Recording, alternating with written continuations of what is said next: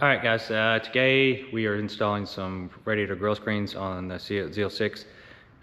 This is one of those things where I don't feel like spending a lot of money on. It is not a really cosmetic upgrade per se, doesn't make the car any faster. And usually I'll only spend money on things that either make it look better or go faster, and this really doesn't do either of those things. But it does protect the radiator chips that you get in these things. And that's with a little less than 3,000 miles. You see all the crap that's in the corner. Now this will, I mean, there's a cigarette. I don't smoke, but somebody threw a cigarette and it's back there. So it's just like shit like that. It's gonna stop all that from getting back there, because eventually that's gonna be like a problem. Have to be cleaned out, whatever. So a lot of these grills that I've seen are like $400, $300, $600. And to me, it's ridiculous to put a little screen over the front right here.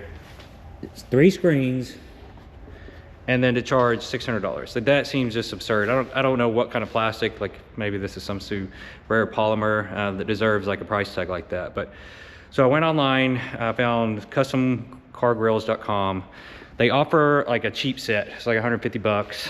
It's really not a lot of reviews out there. I don't know a lot about them. I am not sponsored. This will be a complete honest review. So I bought a set, and this is what they look like.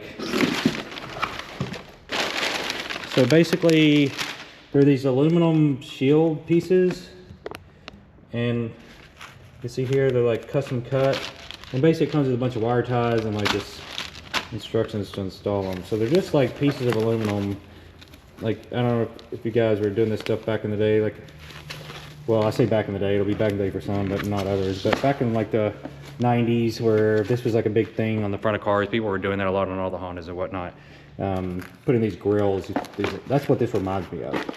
But anyways, regardless, I've got the bumper off already from our accident where the tire hit the car, and so I was installing the splitter.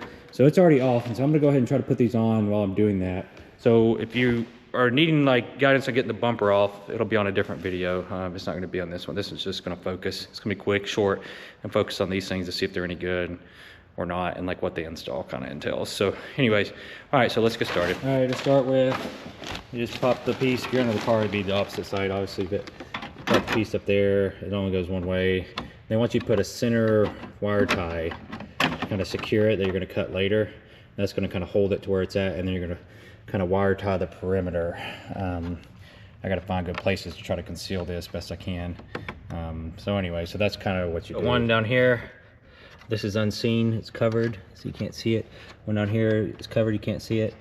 And I could either do on the corners, do a couple, or just do 2 central ones. And I chose the 2 central one path because it feels the stablest. And so that's really all you have to do. The only thing you can really see are these front ones. I couldn't find a way to do it without seeing something in the front. I figured dead center like that's probably the best route. So, I mean, I don't know, be your own judge, whether you like this or not, or if there's something you do to your car, but I'm doing it to mine. Like I said, I'll save the $400 and you do it. Wire tie, guys. I found a way to do this without having any exposed. So especially on the side piece, the only way you'll need is the center, but on the side pieces, just hit the corner tabs, tie them to those. I'm gonna take those off. I did that before I figured this out. So cut this off, cut this off, cut this off, and then you're gonna only have perimeter on your little latch tabs, and then you do that and they are completely unseen. So wire ties are on the back side, so like who cares, you know? This is the only spot that you can actually see the ties, and I just don't have a good way over here of doing the same thing, unless I wrapped it around. I guess there's a way you could do it to unseen if you wrapped over here. Wrapped it around that somehow, the back side, this lock tab. But yeah, so there you go. So that's easy. So it takes 5 minutes once you figure this out. Just pop it back, latch them on. It's got a spot for the sensor cut out, a little pad. And then the same thing on the other side, which I'm about to do, and that's it. Easy peasy. Okay, so screen install is done. A couple things, I did mess up on a couple things. One, it's a 5-piece kit. I noticed these were sitting at the very bottom of this box, didn't see them. But to fully cover, you would need to put those in while you're down there. I thought just main screens were covered, the 3 big ones. I thought that was hence the price being so cheap. But these are actually pretty decent looking. They've got good little coverage to stop it from eroding on the bumper because it sets on paint inside there. But this gives you the coverage with having these 3. If I have this back off, I'll probably put those on, but I'm not worried about it right now because this gives me the coverage that I'm wanting, but I can still get trash and debris technically through here inside. But here's the install. They're tight. There's nothing exposed. The only thing that's exposed at all is right here in the front. I chose to leave these. These are the ones that just keep forward tension on that curvature. I chose to leave those on just for extra support. You don't have to, so if you don't want any exposure, you don't have to have it with these Jeep ones. But I chose to keep those on just for my personal preference.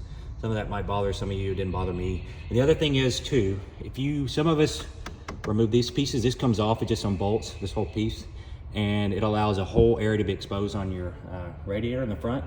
And if you have that off, you have to order a separate kit that covers all the way up to here. My kit covered to there. So in hindsight, I should have ordered the one that goes all the way to the top and taken this off and done all at once. It's aesthetically better looking in my opinion. And if you want to see how to do that, you can go to Justin with Horsepower Obsessed. He's got a video showing how to pop those off, make it look a lot better. I know he did it for some people at the bash. So anyways, so that's my review. I think for the money, it's perfect for me, 150 bucks. I'm not spending 600 on something like this. This does exactly what I need to do at that price point. I think they look fine. If you don't mind, like, subscribe, comment. Just kind of help me see if, the guys enjoying the content. And that I've got some stuff coming forward where I'm changing seat belts to yellow. What else do I have? I have a dyno day coming up with the TRX where we're gonna put on a smaller pulley. I've got a race of the Plaid coming up against Supercharged E-Race. So I've got a lot of stuff coming forward. So if you don't mind, just like, subscribe to the channel so you can get updates whenever new stuff comes out. And then also my part 3, which you could consider as part 2 basically, but part 3 of my front end fix where we do the canards and the front splitter, that's coming up next. So that'll be the next video that comes out.